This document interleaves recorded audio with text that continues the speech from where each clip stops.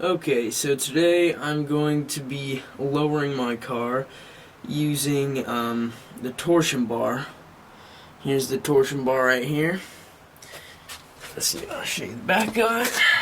There's the back of it. And this is the adjusting bolt right here. And by loosening it, it lowers the car, and by raising it, it lifts up the front end of the car. These control arms. And here's the other side, the other bolt. And then there's the arm right there, and goes back into the frame.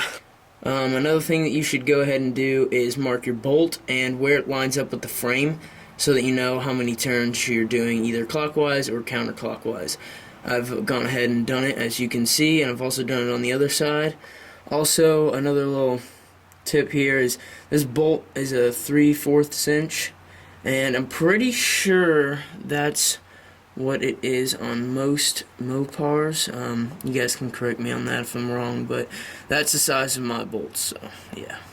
Okay, so what we're going to want to do here is move the car away from this pit so that we can have the car, the front end at least, up off the ground so those suspension components aren't underneath a whole bunch of pressure. Because if you try and loosen those bolts or tighten them when it's under pressure, you do risk snapping those bolts, and that would not be good. So I'm going to go ahead and move it.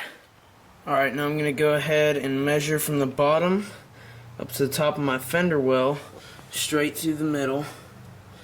And as you can see, let's see, there we go. As you can see, it is a little less than 24 3/4. So we're going to check the other side and see what that's at. Alright, so same thing on this side, and as you can see, it is at 24 3/4. So we got 24 3/4 over here, and we got a little less than 24 3/4 over on the other side. Alright, so I have the car lifted up. I've sprayed down the bolts with some WD-40. I'm ready to start loosening them. There's one, and let's see, there's the other. Oh, you can see that. There's the other one.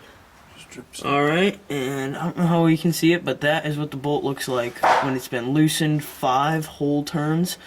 And compared to this bolt, which has only been, or which is at stock height. Alright, and now this is the left side of the car with 5 whole turns counterclockwise. That's how far it sticks out. Let's see. That's how far it sticks out. It was flush, and now it's sticking out about that far. And it looks the exact same as that bolt, which is 5 turns counterclockwise. Alright, so I just finished, and it lowered the car. It's now at 24 inches, and it started at about 24 3/4, and so it dropped it about 3/4 of an inch on this side. And over here it was 24 3/4 and is now at 24. So this also lowered 3/4 of an inch, which is exactly what you want. You don't want one side to lower more than the other. So now, when you look at it, it does have a little bit of, I don't know how well you guys can see that, but there is a little bit of camber that it has there inward.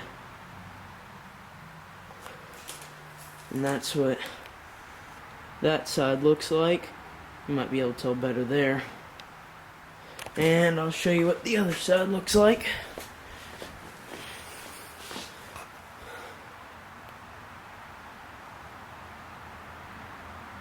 I'm thinking about getting blocks for the rear suspension and lowering that.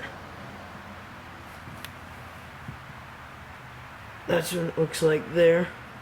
Can't really tell. Well, yeah, that's how you lower a car using the torsion bars.